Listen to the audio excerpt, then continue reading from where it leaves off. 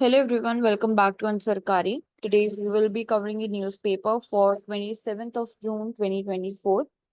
First of all, we are talking about the bond market in India and $8 billion bond flows ahead the JPM inclusion. So JPM, JP Morgan Chase and Co's market and इसके अंदर Indian bond market का inclusion is very important. India के अंदर अगर बात करते हैं bond market की, तो तीन टाइप के मेजर बॉन्ड्स होते हैं जिसमें ग्रीन बॉन्ड, ब्लू बॉन्ड और मसाला बॉन्ड, इनकी हम बात करते हैं। Then treasury bills, government securities, ये सब इंक्लूडेड होते हैं। तो बेसिकली मनी बोरो करने के लिए एक इंस्ट्रूमेंट होता है बॉन्ड, एंड इसको इशू किया जाता है जो गवर्नमेंट होती है कंपनी की, या फिर जो भी कंपनी होती है वो फंड्स रेज करती है। तो जो गवर्नमेंट बॉन्ड्स होते हैं उस इंडिया में गवर्नमेंट बॉन्ड्स बोलते हैं, government securities, treasury bills, treasury बोलते हैं यूएस के अंदर, एंड गिल्ड्स बोलते हैं यूके के अंदर। तो डिफरेंट टाइप की गवर्नमेंट सिक्योरिटीज होती है जिसमें ट्रेजरी बिल्स आता है, कैश मैनेजमेंट बिल्स आता है, डेटेड गवर्नमेंट सिक्योरिटीज होती हैं, एंड ऑल्सो जो स्टेट लेवल पे डेवलपमेंट लोन्स होते हैं वो भी इंक्लूडेड होते हैं। एंड इन बॉन्ड बॉन्ड्स की यील्ड कितनी है वो इंपॉर्टेंट हो जाता है इनकी इफेक्टिवनेस को मेजर करने के लिए, कि अगर प्राइस में चेंज हो रहा है, मार्केट में चेंज हो रहा है, तो जो रेट ऑफ रिटर्न है वो फिक्स नहीं होता है इसमें, जिसकी वजह से जो बॉन्ड का भी ओवरऑल प्राइस है वो भी चेंज होता रहता है। तो उसका जो यील्ड कर्व है वो भी चेंज होता है साथ में। तो कूपन रेट मतलब इंटरेस्ट रेट कितना हमें मिल रहा है, वो फिक्स्ड एनुअल इंटरेस्ट रेट होता है जिसको परसेंटेज में एक्सप्रेस किया जाता है for the bonds face value. So yield curve important होता है फॉर द बॉन्ड्स, जिसमें इंटरेस्ट रेट जो होता है ऑन द डेट वो रेंज वेरी करता रहता है, एंड ग्राफिकल रिप्रेजेंटेशन के थ्रू हम उसको दिखाते हैं कि कितना उसका यील्ड कर्व आ रहा है।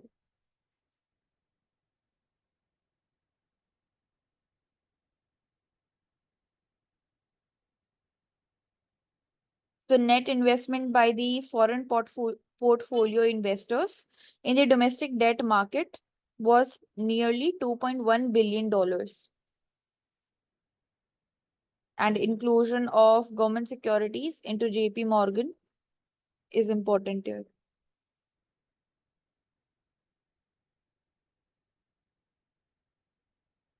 Next, we are talking about lower corporation tax for a new units for new units. तो नई स्कीम्स लाने की बात हो रही है यहाँ पे, जिसपे कंसेशनल कॉर्पोरेट टैक्स रेट्स जो है वो लेके आया जाएगा नई मैन्युफैक्चरिंग यूनिट्स के लिए।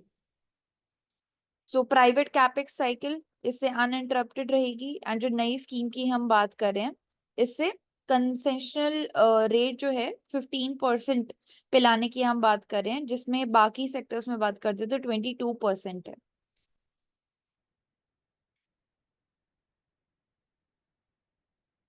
तो 3,000 से ज्यादा फर्म्स जो हैं they have received the tax relief under the old regime, and अब नई रेजीम लाने की हम बात कर रहे हैं जिसमें 15% तक। इसमें lower corporate tax would be again boosting firstly the participation of the corporate sector, the private sector, the manufacturing units, industries के जो शेयर की हम बात करते हैं जीडीपी उसको इंक्रीज करने की बात कर रहे हैं। और पहले जो कॉर्पोरेट टैक्स होता था in the older regime it was 15% and अब जो नया एप्लीकेबल होगा दैट वुड बी 22%। तो ये पता होना चाहिए कितना कॉर्पोरेट टैक्स है। So for new units, it will be 22%.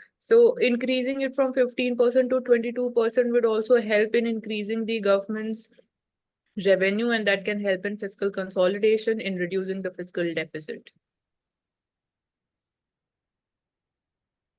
Yes, Mansi.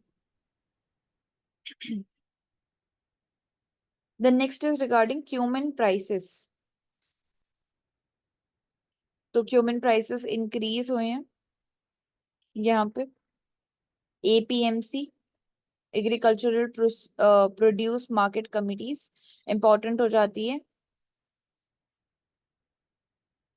तो उंझा वर्ल्ड की लार्जेस्ट क्यूमिन मार्केट है, एंड क्यूमिन के जो प्राइसेस हैं वो हमने देखा है कि डिक्रीज हुए हैं। तो गुजरात एंड राजस्थान, यहाँ से 99% ऑफ क्यूमिन प्रोडक्शन होता है of India,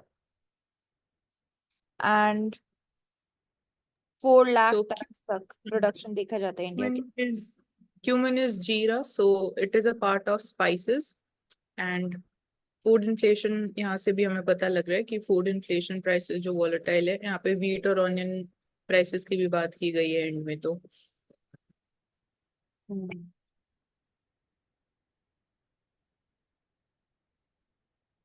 So here we are talking about capital gains tax regime.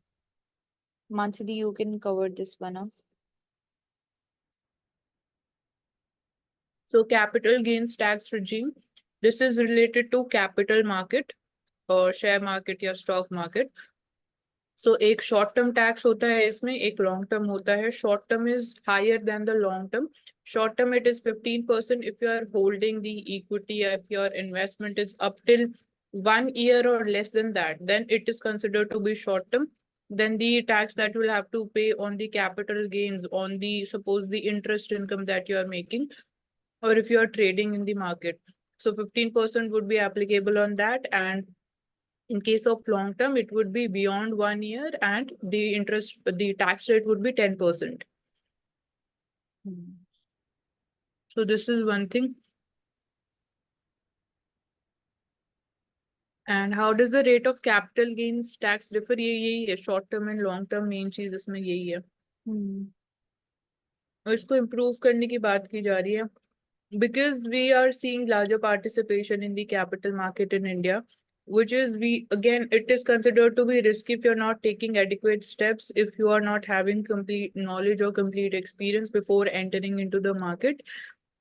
So that is considered to be risky, and in that context also even SEBI is coming forward taking certain measures to protect the interest of the investors in the market. So other taxes like securities transaction tax that might be increased, or the tax that is specifically imposed upon the futures and options market, that is also it will be increased, because according to the data we see that 90% of the traders or the investors, they have suffered losses, 90% of them.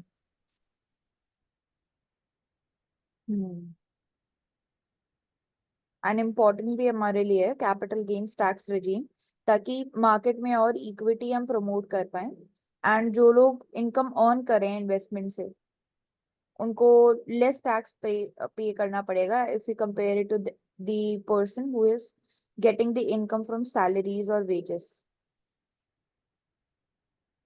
So India's capital market, it is fifth largest globally, and it is right now it is valued at $4.5 trillion. So every day we are seeing almost that it is making a new high. It means that right now it is bullish in the short run. The expectations of that from the current valuation of $4.5 trillion, it would be hitting the target of $10 trillion by 2030. And it is calculated by a cost inflation index.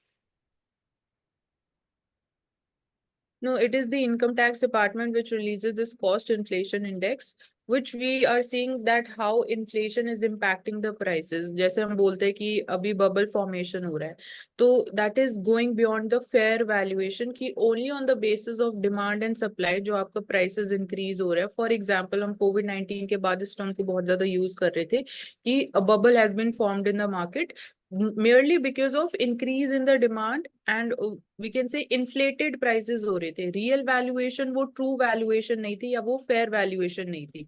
तो any time जब भी हम बोलते हैं कि bubble is there's bubble formation, तो it can burst also, तो वो रिस्क भी इंक्रीज हो जाता है।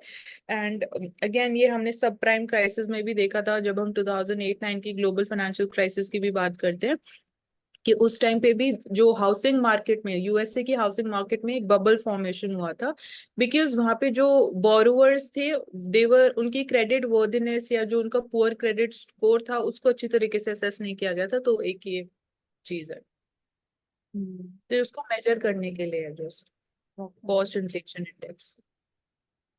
एंड जैसे हमने बोला मानसी दी कि टैक्स इवेजन की प्रॉब्लम है, उसको भी हम प्रिवेंट कर सकते हैं कुछ हद तक कैपिटल गेन्स टैक्स के थ्रू। तो डिसएडवांटेजेस या फिर चैलेंजेस की अगर बात करते हैं तो वो क्या क्या है regarding the capital gains tax regime? इसमें सिंस पहले अगर हम बात करते हैं प्री 2000, तो आई थिंक अराउंड 1995 या 1997 में जो हमारी कैपिटल मार्केट थी, it was made completely digital. तो पहले जैसे हम सिर्फ फिजिकल फॉर्म में आप शेयर्स को बाय और सेल कर सकते थे, एंड दैट टू आपको फिजिकली प्रेजेंट होना पड़ेगा बॉम्बे में, बिकॉज वहीं पे we are having, it is known as the financial capital of India.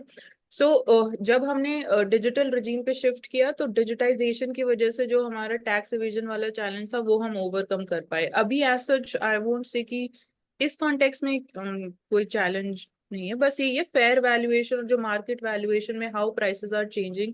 जो हम वॉलेटिलिटी को मेजर करते हैं, विक्स एक इंडेक्स है जो वॉलेटिलिटी मेजर करता है, उसको हम कैसे कम कर सकते हैं, how we can reduce the impact of global factors या foreign factors on Indian stock market, because we are seeing कि there is huge participation of the foreign investors through FPI, जिनको हम फॉरेन इंस्टीट्यूशनल इन्वेस्टर्स बोलते हैं। या हमने कुछ दिन पहले कवर किया था कि लॉक इन पीरियड होता है कि आपको 25% ऑफ जो शेयर है आपको एक fix time period, that is 90 days के लिए आपको होल्ड करना पड़ेगा, so that there is less volatility specifically in the newly listed shares. सो ये चैलेंजेस को हम इस तरीके से डील कर रहे हैं, जो वॉलेटिलिटी, प्राइस वॉलेटिलिटी है।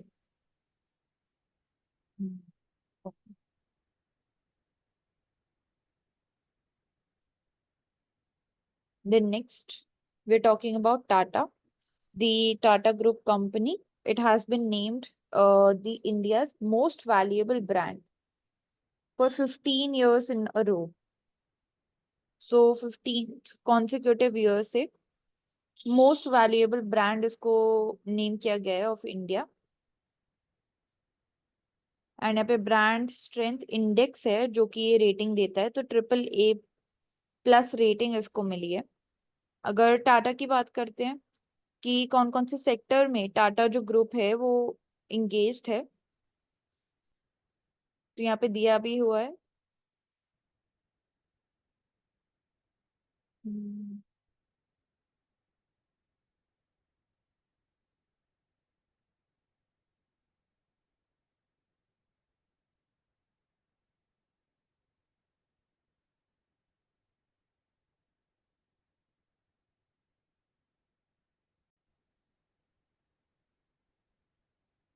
So we were talking about Tata Group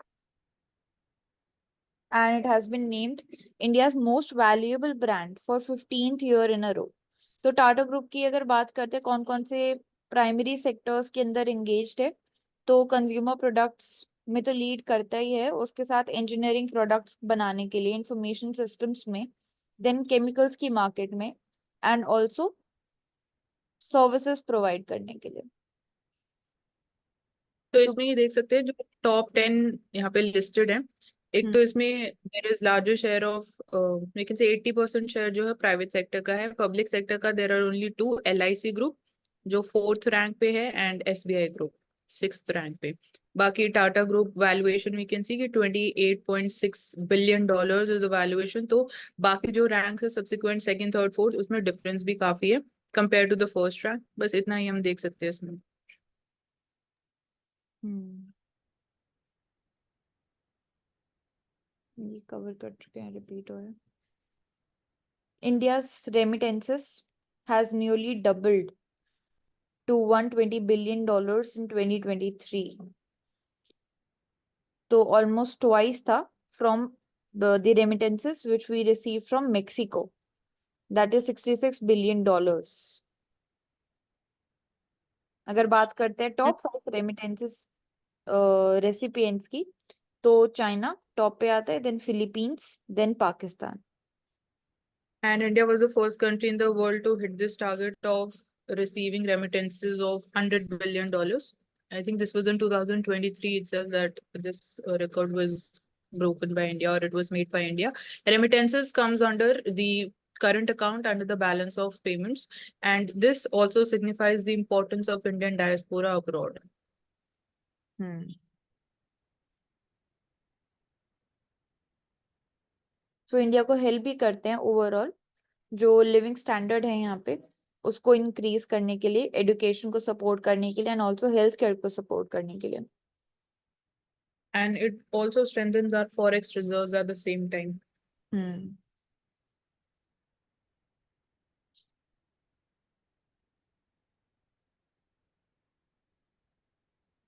The next is regarding electronics and the chips firm, which are lining up $3 trillion over 5 years. So government की जो इंसेंटिव स्कीम्स है manufacturing sector के लिए, specifically electronics और semiconductor sector के लिए, they are set to commit very close to 3 trillion rupees as capital expenditure next 5 years के लिए, जिसमें लीड करेंगे Vedanta, then Micron, then Tata group and CG power and then Foxconn. तो टॉप 5 में ये कंपनीज हैं जो कि लीड करेंगी इन्वेस्टमेंट के अंदर एंड एक्सपेंडिचर के अंदर।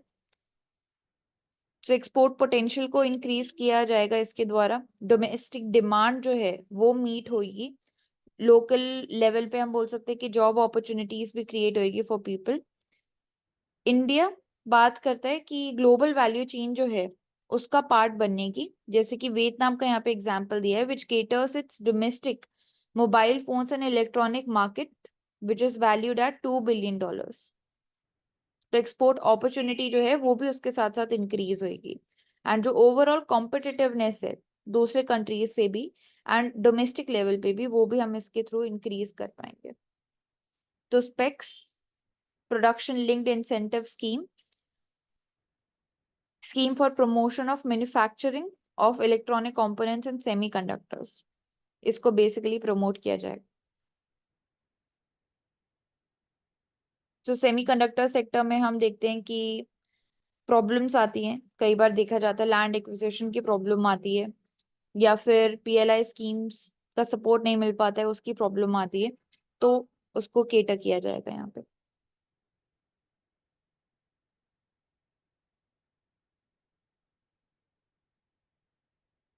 Then next is regarding revenue of global fintech firms and how it is rising to 14% in 2 years। तो एनुअल ग्रोथ रेट देखा गया 14% बिटवीन 2021 से लेके 23 के बीच में, एंड इस स्केल पे फिनटेक्स जो है वो प्रॉफिटेबिलिटी अचीव कर पा रहे हैं। तो ये एक मेजर हमारे लिए न्यूज है यहाँ पे। तो 60 ग्लोबल फिनटेक्स, उनके यहाँ पे कंपैरिजन की बात हो रही है, एंड जो वैल्यूएशन है फिनटेक्स की वो मल्टीप्लाई हुई है टू 4x। 2023 में 4x हुई है फ्रॉम 20x इन 2021। इसका क्या मीनिंग होगा मानसी जी? Can you repeat the sentence? The valuation multiples of fintechs, okay, it has fallen to 4x। Earlier it was growing where 20 times and now it has fallen to, you can say, 4 times.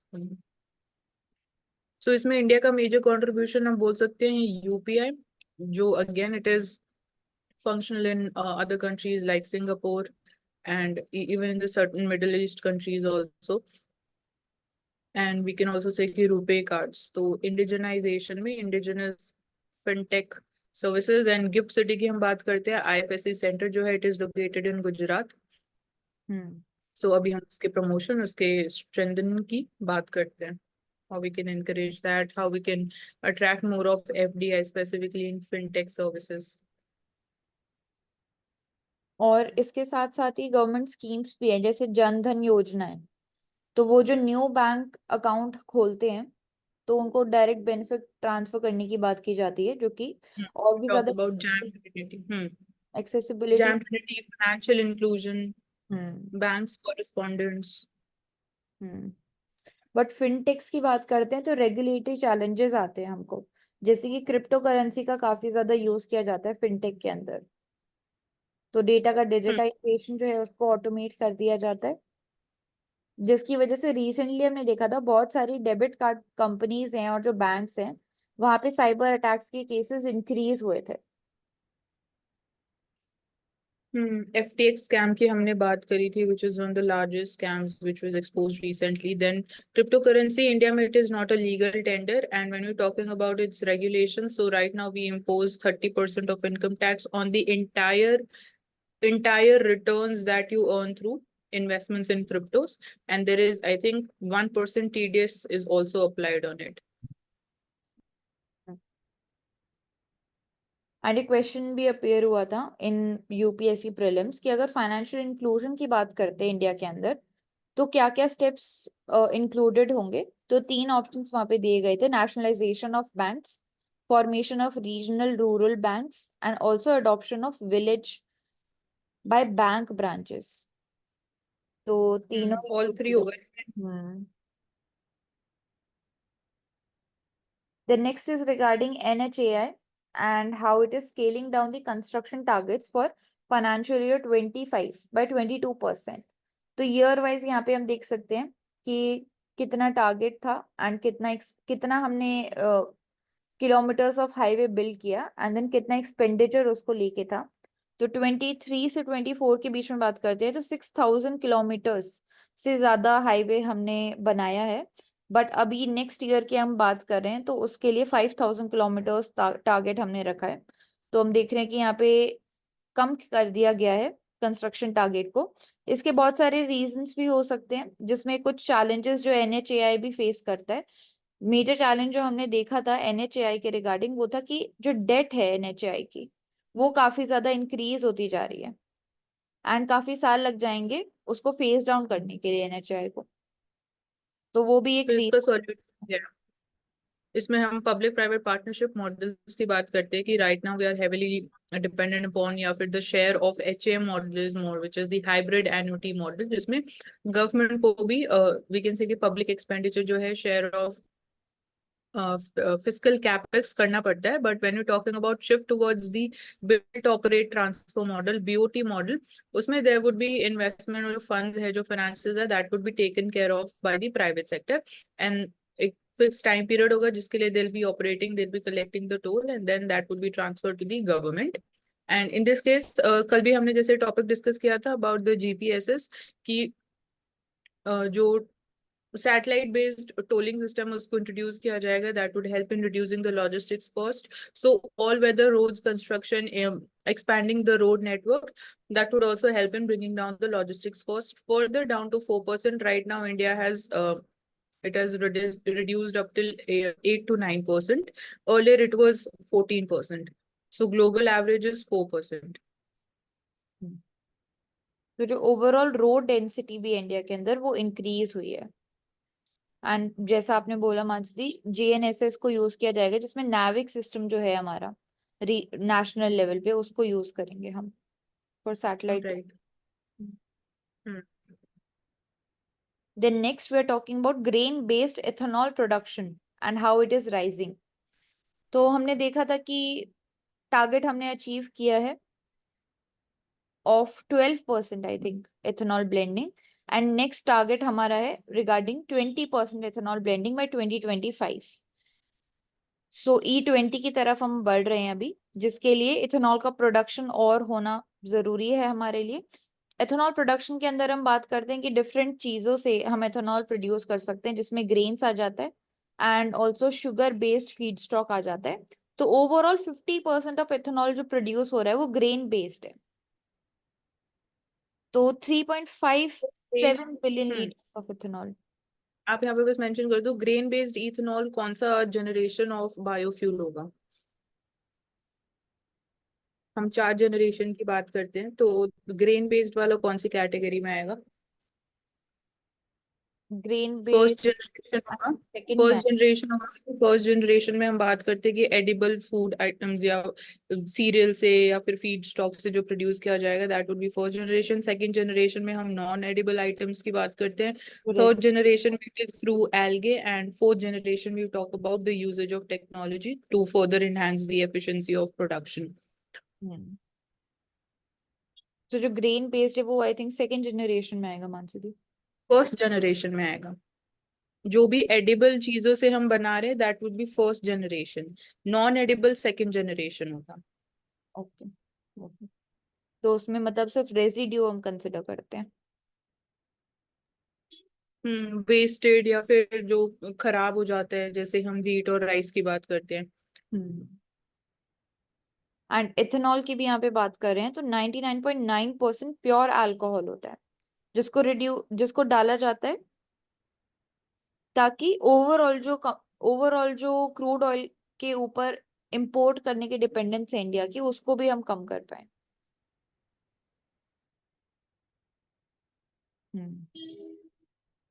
सो इसकी वजह से issues भी create हो रहे थे कि जो soil है, लैंड है, उसको यूज किया जा रहा है for ethanol production rather than for domestic demand, या फिर जो फूड सिक्योरिटी है उसके ऊपर क्या इश्यूज यहाँ पे क्रिएट होंगे। एंड ऑल्सो एथेनॉल प्रोडक्शन हमने देखा था कल महाराष्ट्र वाटर क्राइसिस, जहाँ पे शुगर केन को प्रोड्यूस किया जा रहा है even in the water stressed regions, क्योंकि एथेनॉल प्रोडक्शन को हम और ज्यादा प्रमोट कर रहे हैं। तो ये हाईलाइट करता है हमको कि क्लाइमेट सेंसिटिव होना चाहिए इथेनॉल प्रोडक्शन भी, एंड ऑल्सो रीजन के अकॉर्डिंग होना चाहिए, जिसमें शुगर केन को ज्यादातर हमें शिफ्ट करना चाहिए क्योंकि वो वाटर इंटेंसिव है, तो वेस्ट बंगाल वाली साइड में, देन बिहार एंड उत्तर प्रदेश की साइड में, rather than growing it in the already water stressed areas.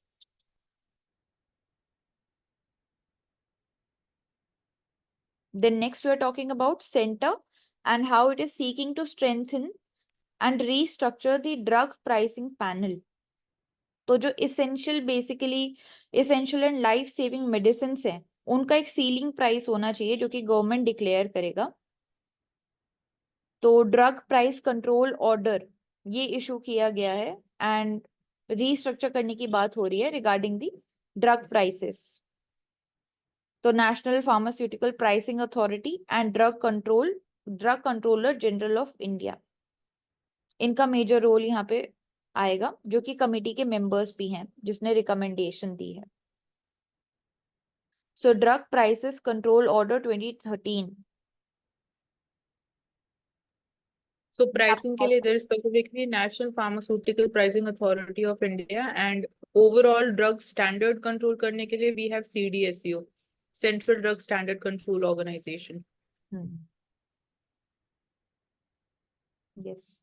And third is Drug Controller General of India. So there are three regulatory bodies we can talk about. And then essential list of medicines की भी हम बात करते हैं, but again that is not commonly used या more oftenly adhered to, जिसमें again prices को regulate किया जाता है कि overall welfare के लिए there is like less of hoarding या prices regulate रहे, specifically जैसे हमने COVID-19 के time period में बात करी थी essential list of medicines की। But overall, it is important to even ensure that prices are affordable enough. The drugs are accessible, so as to reduce again. या हमने जो कल element की बात करी थी, how to ensure affordable healthcare या सर्वोदय healthcare. तो out of pocket expenditure को reduce करने के लिए it would play an important role. Yes. और इसमें generic medicines का भी role आएगा in reducing the prices.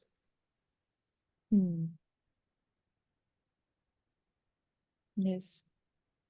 And इसके अलावा जो नेशनल फार्मास्यूटिकल प्राइसिंग अथॉरिटी है वो प्राइस सीलिंग तो लाती ही है फॉर इसेंशियल ड्रग्स, बट इसके साथ साथ अगर शॉर्टेज कहीं पे हो रहा है किसी ड्रग की अवेलेबिलिटी के अंदर तो उसको आइडेंटिफाई करती है, डेटा भी मेंटेन करती है प्रोडक्शन, एक्सपोर्ट और इंपोर्ट को लेके। तो जो बल्क ड्रग्स हैं जैसे कि पैरासिटामोल होता है तो उसके रिगार्डिंग भी कितना एक्सपोर्ट हो रहा है, कितना इंपोर्ट हम कर रहे हैं, प्रॉफिटेबिलिटी कितनी हो रही है कंपनीज की, उस डेटा को भी वो मेंटेन करता है। इस कॉन्टेक्स्ट में we are having this scheme also bulk drug parks की बल्क प्रोडक्शन एक जगह होगा जो स्केल ऑफ एफिशिएंसीज वाला एलिमेंट होता है उसको हम अचीव कर पाएंगे, that would also help in reducing the prices. Yes. Then next is regarding free trade agreements, and India will be starting free trade agreement talks with New Zealand and South Africa. So New Zealand and south Africa के साथ बात करते हैं। तो New Zealand के साथ जो हमारी ट्रेड है it is primarily centred around agricultural products, education services and technology. And जो एक्सपोर्ट है वो सेंटर्ड है regarding the dairy products, wool and also fruits to India. And जो इंडिया के एक्सपोर्ट हैं टू न्यूजीलैंड, उसमें मेजर आता है pharmaceuticals, textile and information technology services. So India जो है वो 5th लार्जेस्ट इकोनॉमी है in terms of nominal GDP and 3rd largest है in terms of purchasing power parity. So South Africa and also with New Zealand, India will be starting the free trade agreements, and free trade agreements में भी हमें make sure करना चाहिए कि जो national interest है उसको हम importance दें, and also जो emerging sector है, sunrise sectors हैं, उसको हम importance दें ताकि adaptation हमारा और ज़्यादा fasten up हो पाए। तो साउथ अफ्रीका के साथ अगर बात करते हैं, साउथ अफ्रीका एंड इंडिया दोनों का ट्रेड काफी फास्ट स्पीड से हमने देखा है कि ग्रो कर रहा है। इसके साथ साथ मेजर इंपोर्टर है India of raw materials and exporter है of manufactured goods to South Africa. Then next is regarding ISRO, and ISRO arm which signs $18 million deal to launch a big Aussie satellite. So new NSIL, new space India limited, इस commercial arm की बात हो रही है जिसने ये MOU sign किया है with the Australian government, and big Australian satellite को लॉन्च करेंगे ये, जिसका payload is around 450 kilograms. Important यहाँ पे हमारे लिए है in space that is called Indian National Space Promotion and Authorisation Centre, government affiliated space promotion agency, and basically जो प्राइवेट सेक्टर है और पब्लिक सेक्टर है स्पेस के केस में, उसके बीच में ये एक ब्रिज की तरह काम करता है एंड दोनों को हम बोल सकते हैं कि ज्वाइन करता है। तो जो बिडिंग का प्रोसेस है वो अभी भी इस केस के अंदर ऑन गोइंग है। इंडिया की प्राइवेट स्पेस इकोनॉमी की बात करते हैं तो it has attracted $370 million of investment, जिसमें important player Skyroot aerospace जो कि लीडिंग है। सो इंडिया चंद्रयान 4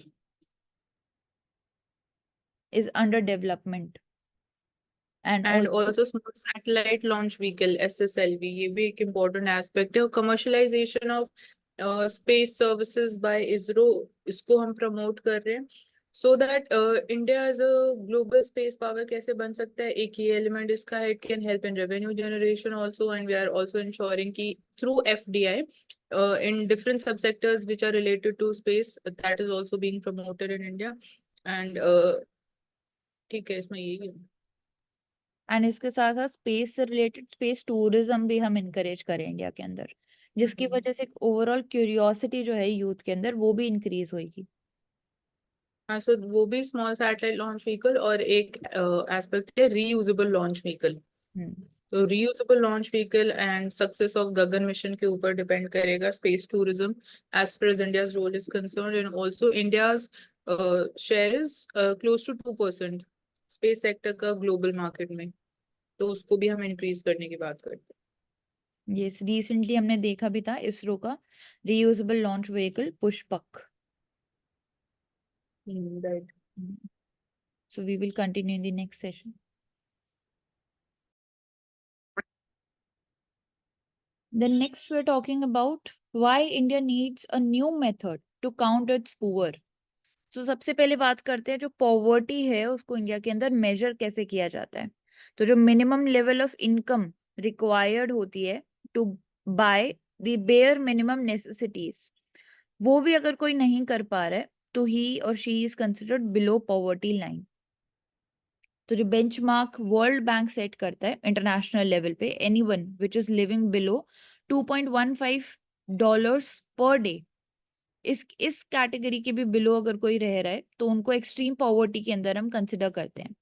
इसके अलावा मल्टी डायमेंशनल पॉवर्टी, जिसमें हम डिफरेंट फैक्टर्स को इंक्लूड करते हैं, 12 इंडिकेटर्स को हम इसके अंदर मेजर करते हैं, जिसमें health, education and also standard of living हमारा इंक्लूडेड होता है। एंड इसी कॉन्टेक्स्ट में we also talk about Amartya Sen's capability approach. तो ये इस अप्रोच के अकॉर्डिंग ही स्टेट्स कि if you want to really measure poverty तो that shouldn't be only on the basis of income earned, it should include the capability of the person और we can say the quality of human resource और the skills. तो that should be the foundational basis. And जब हम बात करें कि what are the measures right now, what is the method how we are calculating poverty in India, so in this context, we are having some significant committees like C. Rangarajan committee is there and S. Tendulkar committee. So they are taking a mixed approach. And on the basis of consumption expenditure, we calculate the poverty level in India. इसमें भी mixed रहता है. Consumption is not just limited to the food items. It is related to your transportation expenditure, your fuel expenditure, your education expenditure, and the electricity and all of that. मतलब entire consumption expenditure is considered as the basis by these two latest committees. So the latest one is the C. Rangarajan committee, जिसका methodology हम अभी currently follow करते हैं. इस context में we also talk about the head count ratio. So that is simply मतलब वो absolute poverty measure करने के लिए होता है. head count ratio मतलब on the basis of income individually you are calculating कि how many people are earning below a certain level of income. So that is like absolute in nature. तो although इतना उसको वो इतना acceptable है, इतना wider नहीं है। यहाँ पे मेंशन भी है एस तेंदुलकर कमेटी के बारे में नीचे। और सी रंगराजन कमेटी जो थी it was there in 2009। Then हमने लेटेस्ट ये भी बात करी थी household consumption expenditure survey 2022-23 which is done by NSO under the ministry of statistics and programme implementation. It is done every 5 years। So इसमें भी वी सॉ कि it stated कि poverty has decline to 5% in India. It has decline to 5%, तो बहुत lower level पे आ चुकी है। मतलब we have been successful.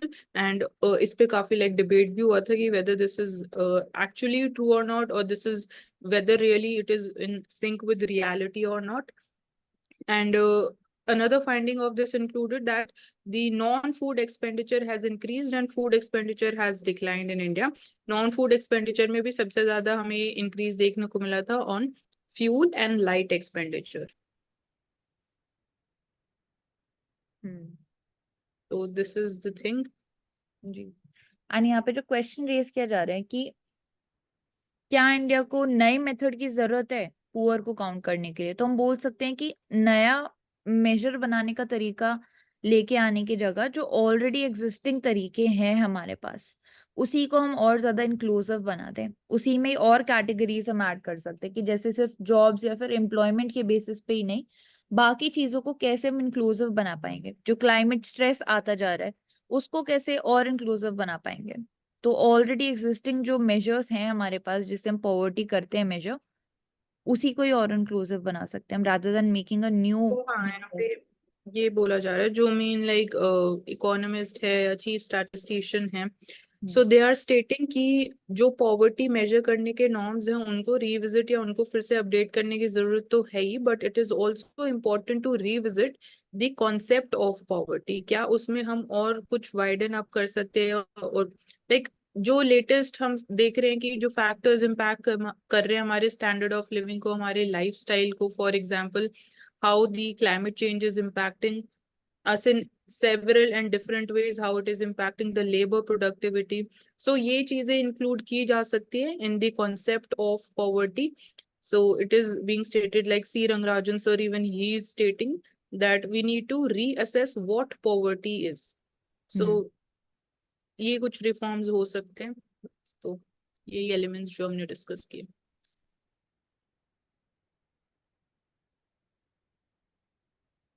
Then trading planned norms which have been relaxed for the insiders.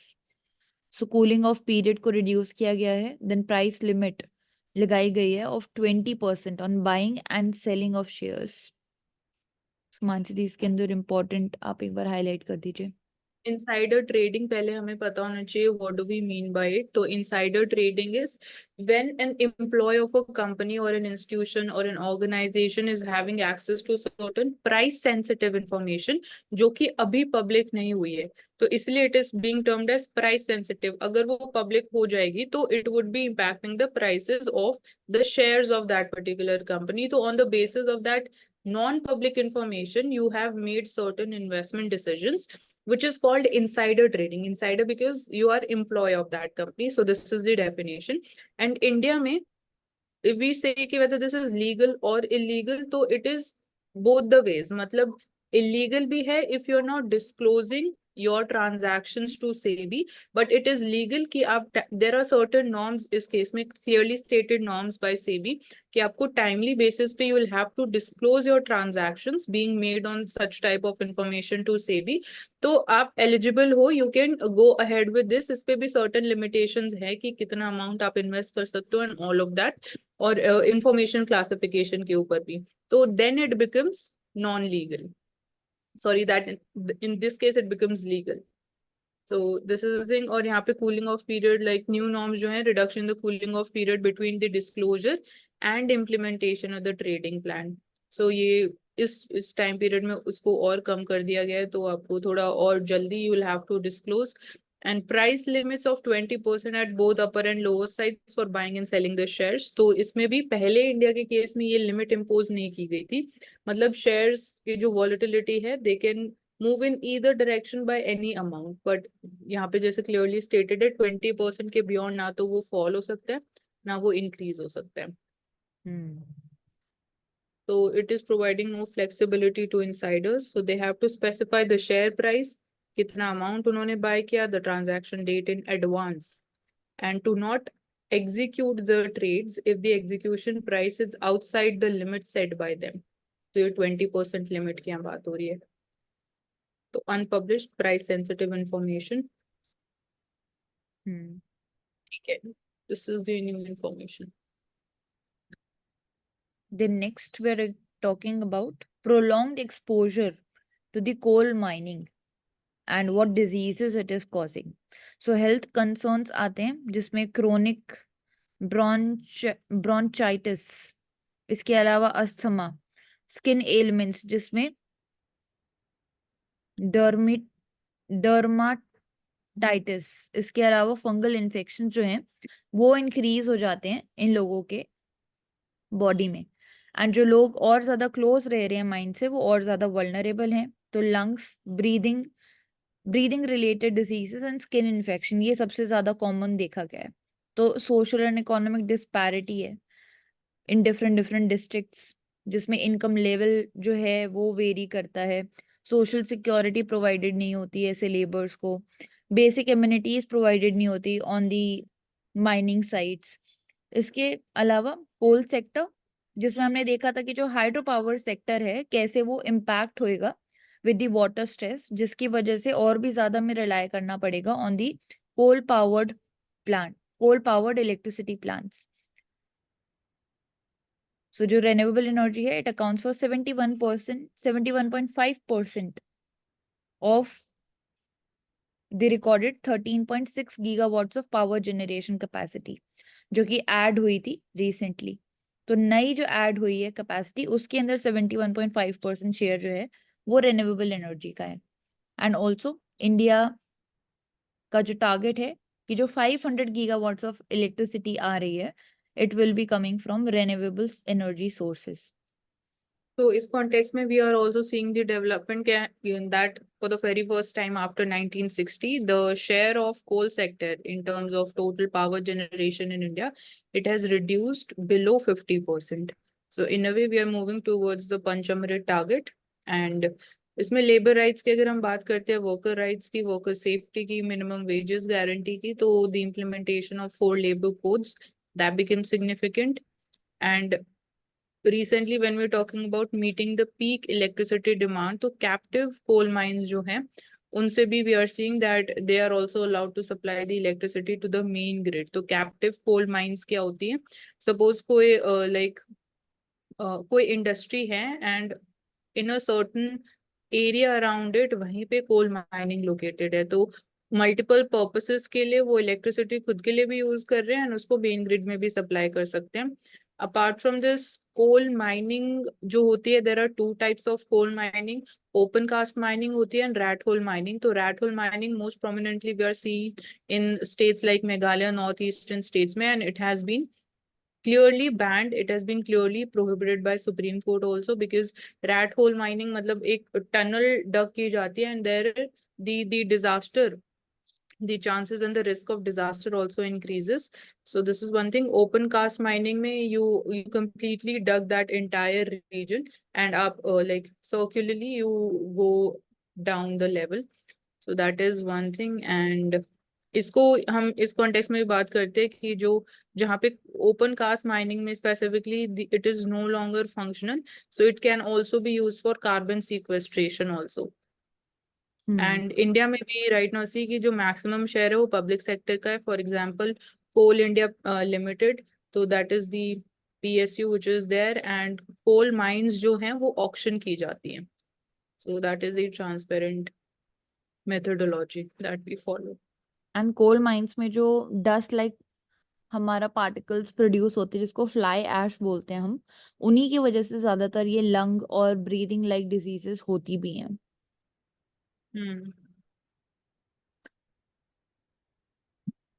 The next NHRC, and it is seeking report from the government on the deaths of homeless people due to the heat waves. Homeless people सबसे ज्यादा vulnerable हो जाते हैं। Metropolitan cities में भी हम देखते हैं फुटपाथ्स के अराउंड ही वो ज्यादातर रहते हैं एंड धूप में ज्यादा टाइम तक रहते हैं, जिसकी वजह से बेसिक इम्यूनिटीज उनके पास नहीं होती, फ्रेश वाटर अवेलेबिलिटी तक नहीं होती है कई बार तो। इसके अलावा हेल्थ केयर की वायबिलिटी उनके लिए काफ़ी ज़्यादा लिमिटेड होती है। एयर पोल्यूशन भी साथ में है एंड ऑल्सो प्री एक्सिस्टिंग कुछ हेल्थ कंडीशंस भी हो सकती है of these homeless people, and financial constraints होने की वजह से वो हम बोल सकते हैं कि ट्रीटमेंट भी नहीं ले पाते, जिसकी वजह से इन सारे प्रॉब्लम्स होने की वजह से जब हीट स्ट्रेस उनके ऊपर आता है तो हमने देखा है कि जो डेथ के केसेस हैं होमलेस पीपल में वो इंक्रीज हुए हैं। जैसे कि यहाँ पे दिखाया भी जा रहा है at least 192 homeless people they have died. तो ह्यूमन So लॉस वो important. NHRC is a statutory body under the Protection of Human Rights Act 1993. And इस context में internationally we talk about Paris Principles of 1991. So NHRC is in conformity with these Paris Principles as well.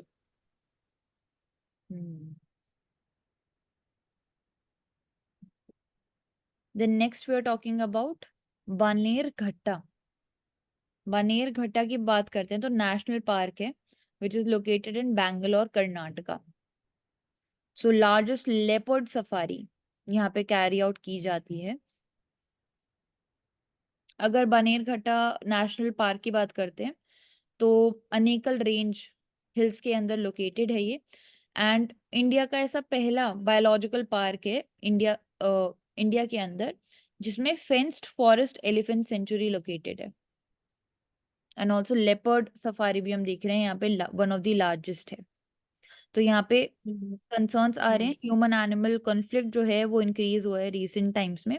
तो इसके लिए हम बात कर सकते हैं कि जो सफारी है उसको लिमिटेड एरिया में ही कैरी आउट कर सकते हैं हम, ताकि ह्यूमन एनिमल कॉन्फ्लिक्ट जो है उनको भी हम कम कर पाए एंड सेफ्टी भी मेंटेन कर पाए, दोनों वाइल्ड लाइफ की भी and also for the humans too. So leopard का vulnerable status, IUCN status is vulnerable, and it is under also listed under the Appendix 1 of CITES Convention, and Indian Wildlife Protection Act में भी Schedule 1 में listed है leopard.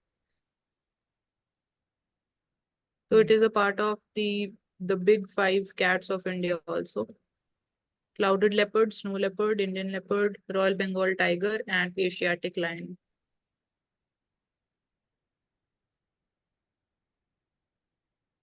And also Suvarnamukhi stream ये हम बोल सकते हैं कि रन करती है through the centre of this park.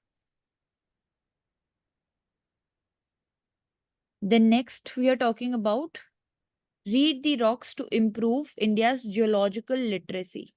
तो जियोलॉजिकल लिटरेसी को कैसे हम इंक्रीज कर सकते हैं, इसमें इंपॉर्टेंट रोल आता है जियोलॉजिकल हेरिटेज साइट्स का, जहाँ पे हम विजिट करते हैं एंड साइंटिफिक कल्चरल वैल्यू हमें समझ आती है, हमारे हिस्ट्री के बारे में भी एंड हमारे कल्चर के बारे में भी। तो जियोग्राफिकल सर्वे ऑफ इंडिया वो डिक्लेयर करते हैं जियो हेरिटेज साइट्स को एंड इन मॉन्यूमेंट्स की कैसे प्रोटेक्शन की जाएगी एंड देन मेंटेनेंस की जाएगी।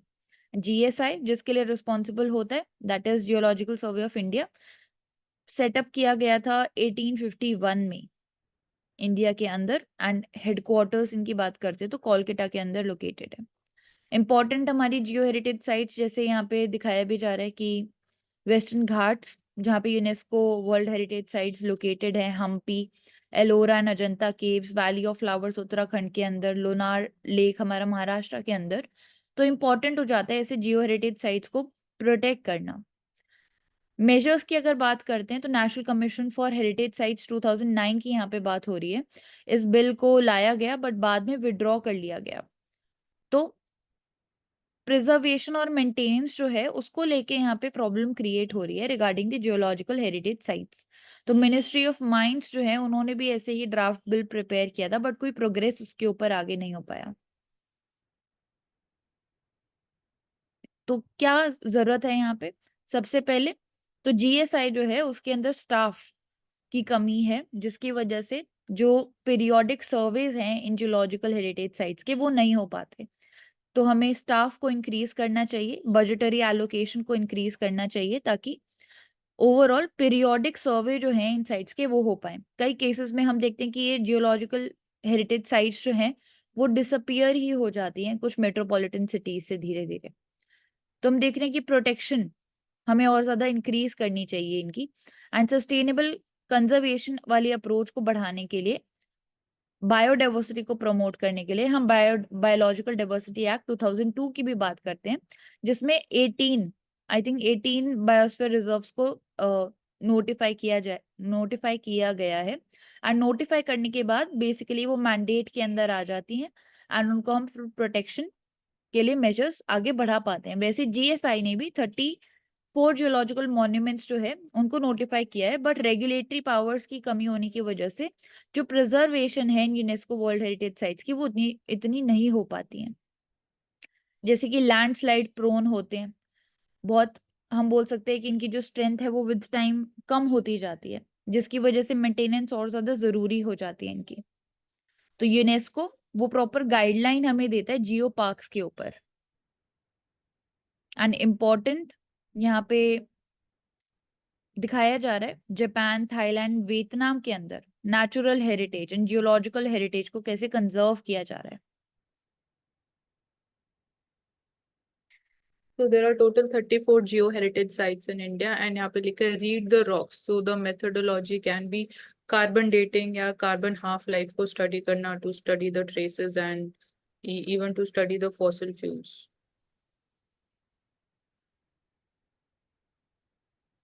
यस,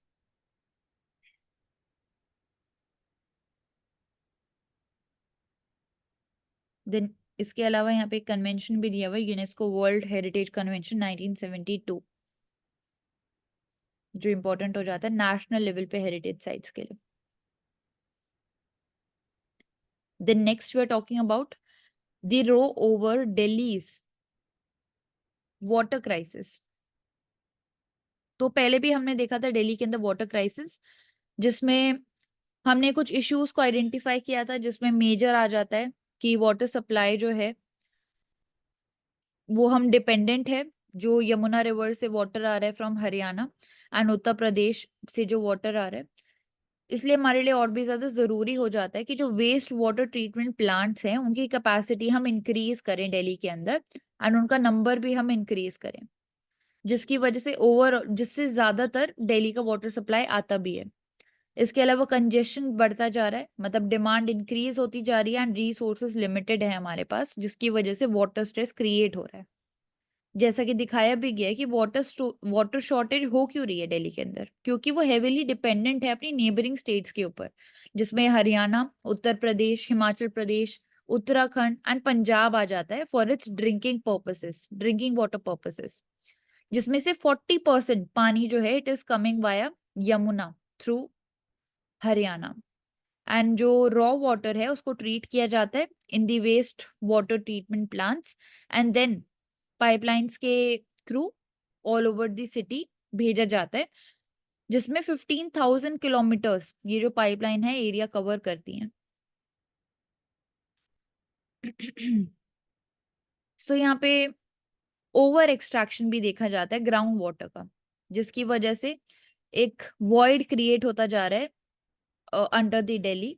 एंड ऑल्सो जो एग्जिस्टिंग हमारी वाटर रिसोर्सेस हैं उनका भी पोल्यूशन लेवल हाई होता जा रहा है। जैसे यमुना रिवर के अंदर ही हम बात करते हैं तो जो इंडस्ट्रीज हैं स्मॉल और मीडियम स्केल पे, उनका जो टॉक्सिक वेस्ट है वो डायरेक्टली डिस्चार्ज होता है यमुना के अंदर। अमोनिया का लेवल काफी ज्यादा है, फीकल मैटर का लेवल काफी ज्यादा है, जिसकी वजह से केमिकल बैलेंस जो है वो बहुत ज्यादा डिसरप्टेड है ऑफ द यमुना रिवर। इसके साथ साथ क्लाइमेट चेंज की वजह से टेम्परेचर इंक्रीज हो रहा है, समर्स और हीट वेव्स प्रोलॉन्ग्ड हम देख रहे हैं, जिसकी वजह से प्रेसिपिटेशन पैटर्न जो है वो भी इराटिक होता जा रहा है। तो वो भी एक बड़ा चैलेंज क्रिएट करता है पूरे सिटी के वाटर सप्लाई को लेके। तो इसमें we can also talk about reclamation of the wastelands and rejuvenation of the lakes, वो एक important role play कर सकते हैं। रेन वाटर हार्वेस्टिंग एक important role play कर सकते हैं। एंड इसमें politically जो हम बात करते हैं कि freebies, जैसे दिल्ली में specifically related to electricity and water we are seeing certain आप fixed units जो है आप freely use कर सकते हो। तो freebies and populism, I think that in a way it becomes a challenge for the sustainable use of these limited natural resources that we have. And because of water crisis we are seeing ki not just in domestic consumption, it is hampering the welfare of all the citizens, of all the people and residents of Delhi, but also it is changing the cropping pattern in Delhi, in the specifically in the outskirts of Delhi. So that would be in a way also impacting the food security in certain ways. तो हम solution क्या निकाल सकते हैं यहाँ पे? Solution की बात करते हैं तो यहाँ पे राजेंद्र सिंह जो कि वाटर कंजर्वेशनिस्ट हैं उनकी बात हो रही है, जिनको रेफर किया गया है as water man of India.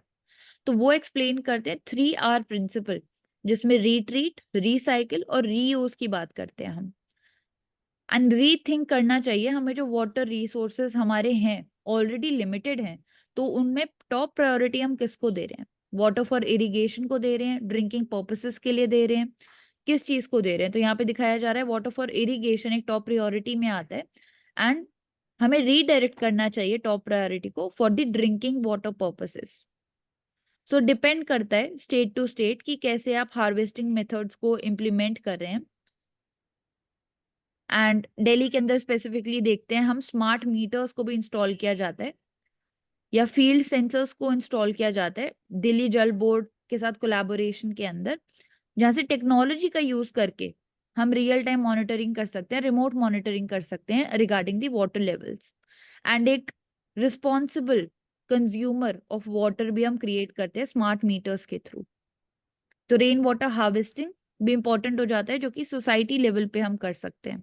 तो roof top rain water harvesting schemes हम लेके आ सकते हैं।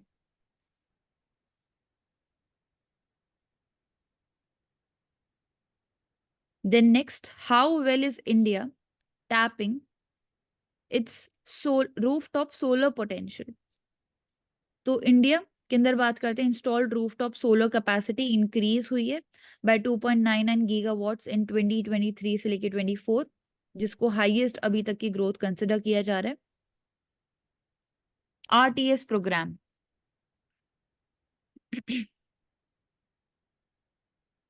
सो RTS programme Jawaharlal Nehru national solar mission, जिसको 2010 के अंदर लॉन्च किया गया था एंड पहला मेजर ऐसा इनिशिएटिव था जो कि सोलर एनर्जी के ग्रोथ के बारे में बात कर रहा था। मेन ऑब्जेक्टिव इसका क्या था? ऑब्जेक्टिव इसका ये था कि 20 गीगावाट ऑफ सोलर एनर्जी को ये प्रोड्यूस करेगा 3 फेजेस में। तो 2010 से ये स्टार्ट हुआ था 13 तक, देन 13 से 17 तक सेकेंड फेज एंड 17 से 2022 तक थर्ड फेज। तो रूफ टॉप सोलर RTS का पोटेंशियल इंडिया के अंदर देखा जाता है ज्यादा है, क्योंकि ट्रॉपिक्स के अंदर लोकेटेड है इंडिया, तो सनलाइट जो है वो अच्छे लेवल पे अवेलेबल होती है। एंड इसी प्रोग्राम के अंदर हमने सेटअप किया इंडिया का पहला सोलर पावर्ड विलेज, जो कि गुजरात के अंदर लोकेटेड है। देन आता है महाराष्ट्र, जिसकी आरटीएस कैपेसिटी 2000 मेगावाट से भी ज्यादा है and one of the top performing states के अंदर आता है if we talk about solar policies and कैसे रेगुलेटरी इन्वायरमेंट क्रिएट किया जा रहा है for the solar potential. Then Rajasthan की बात करते हैं, जो कि एरिया के अकॉर्डिंग लार्जेस्ट स्टेट है एंड जो सोलर पोटेंशियल है वो भी वहां पे काफी ज्यादा है।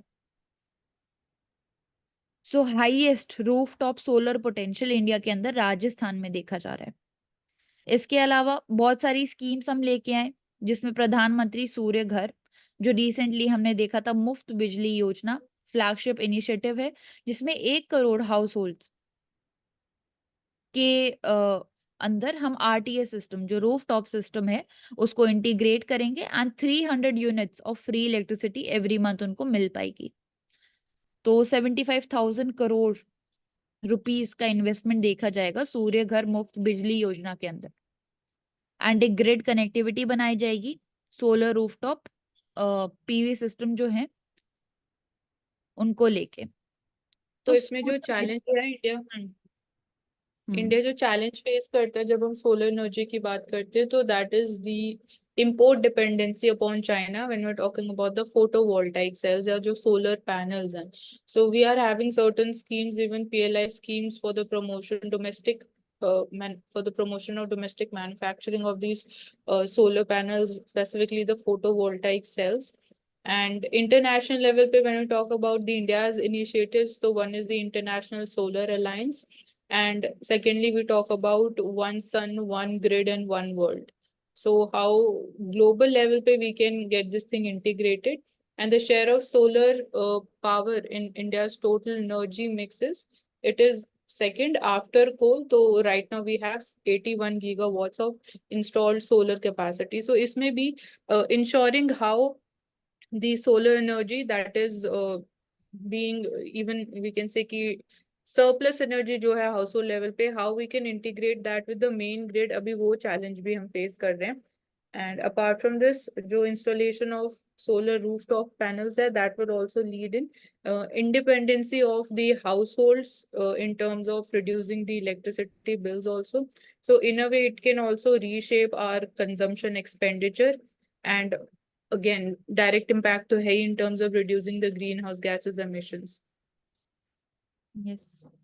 एंड इसके अलावा सोलर इंडस्ट्री की बात करते हैं, तो रिसेंटली हमने देखा भी था कि कैसे एयर पोल्यूशन जो है वो सोलर पैनल्स की जो एफिशिएंसी है उसको रिड्यूस करता है। तो सोलर रेडिएंस को वो डिक्रीज करता है एयर पोल्यूशन, क्योंकि डस्ट तो हाँ, पार्टिकल्स लोकेटेड हो। दो एलिमेंट्स हैं सोलर एनर्जी की जब हम बात कर रहे हैं. एक चैलेंज तो आपने ये भी जो मेंशन किया वो है ही कि एयर पोल्यूशन से जो डस्ट पार्टिकल सेटल हो जाते हैं उसकी वजह से एफिशिएंसी कम हो जाती है. तो सोलर एनर्जी में भी एक तो एनर्जी जनरेशन है और एक एनर्जी स्टोरेज है. तो सोलर पावर फर्स्टली एक चैलेंज जो ये भी है कि 24/7 अवेलेबल नहीं होता है, तो इसलिए energy storage also become significant. तो उसमें भी बैटरी स्टोरेज, उसके लिए भी हमें कैपेक्स करना पड़ेगा, लार्ज इंफ्रास्ट्रक्चर हमें चाहिए, अवेलेबिलिटी ऑफ बैटरीज होना चाहिए, so that things can work in an integrated and synergetic manner. Yes. Then next we are talking about leader of opposition in the Lok Sabha. क्या position होती है, role होता है and क्या responsibility होती है उनकी। सो लीडर ऑफ ऑपोजिशन की बात करते हैं, तो अभी हाल ही में न्यूज में था जिसमें कांग्रेस के लीडर राहुल गांधी, उनको लीडर ऑफ ऑपोजिशन की पोजीशन दी गई है, जो कि 10 साल से हम देख रहे हैं कि वेकेंट थी। तो बात करते हैं यहाँ पे पोजीशन ऑफ लीडर के बारे में। तो एक्ट है हमारे पास salary and allowances of the leader of opposition in parliament act 1977। वो डिस्क्राइब करती है कि लीडर ऑफ ऑपोजिशन कौन होंगे। तो member of council of states होंगे या फिर हाउस ऑफ द पीपल। तो कौन होते हैं leader in the house of party and कैसे उनको रिकॉग्नाइज किया जाता है। तो यहाँ पे दिखाया जा रहा है कि लीडर ऑफ ऑपोजिशन जो होते हैं उस पार्ट जो जिस भी पार्टी के वो लीडर हैं, it must have at least 10% of the MPs in the house.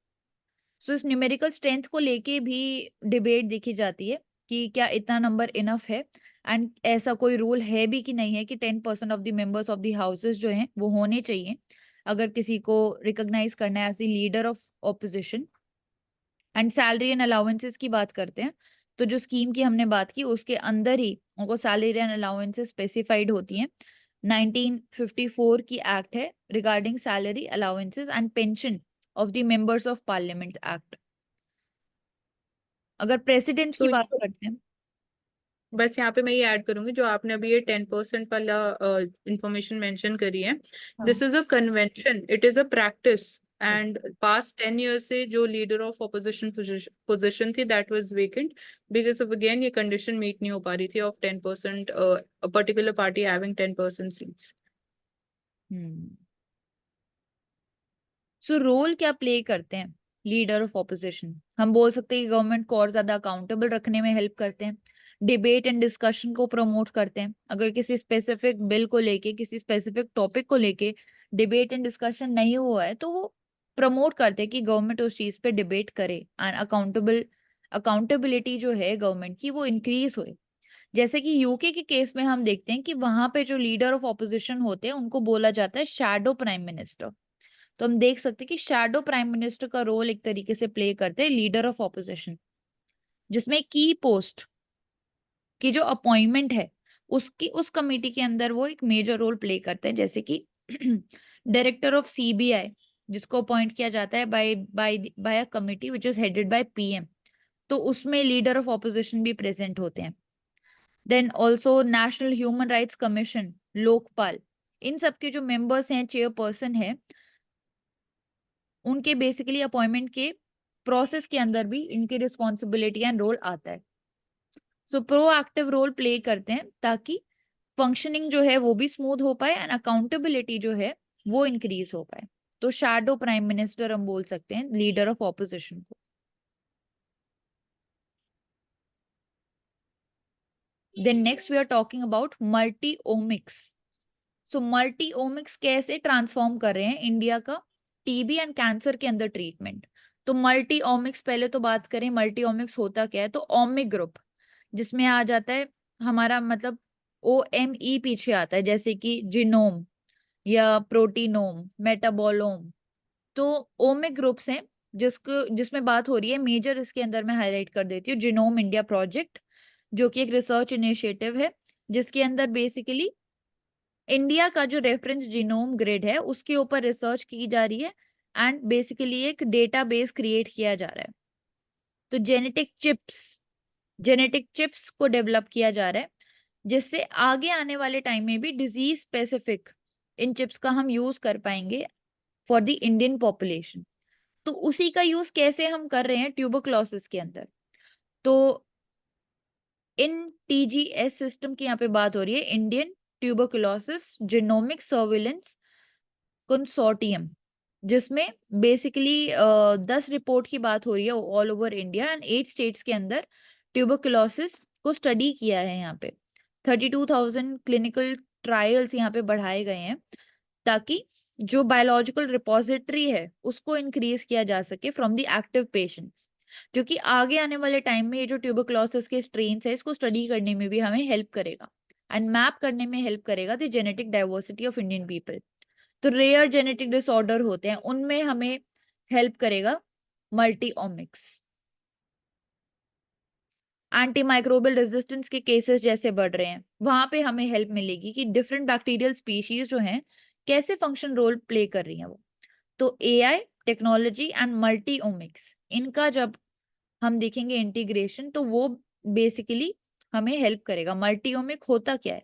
Multi ohmic होता है एक ऐसा अप्रोच जिसमें हम डिफरेंट डेटा सेट को बना रहे हैं डिफरेंट ओमिक ग्रुप्स के लिए। ओमिक जिसमें जीनोम भी आ जाता है, प्रोटीओम भी आ जाता है। तो इनके लिए डेटा सेट क्रिएट करें हम ताकि जो एंड फिर वो डेटा सेट हमें हेल्प करेगा कि कैसे हम टीबी एंड कैंसर को आगे आने वाले टाइम में ट्रीट कर पाएंगे. Then next we are talking about radioactive implant for rhino horns to curb the poaching. तो रेडियोएक्टिव मटेरियल इंजेक्ट कर दिया गया था इन द राइनोसेरोस हॉर्न्स ताकि इजियर हो पाए डिटेक्ट करना कि कहाँ से बेसिकली पोचिंग हो रही है उनकी.